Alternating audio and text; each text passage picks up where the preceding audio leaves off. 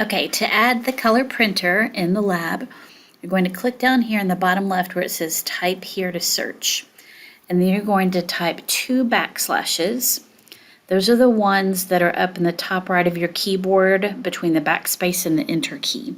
So 2 backslashes, and then you're going to type CISD, then the word print, and then the number 0 and the number 1. At that point, you can either click on this area up here or push the enter button on your keyboard. And then all the printers will come up. They're in alphabetical order. And you're looking for the ones that say CES in front. And then once you find the ones that say CES, you'll scroll down until you find the ones that say Lab. There we go. So this one right here, Lab 1-PR01 is the color printer. Lab 1-PR02 is the black and white printer.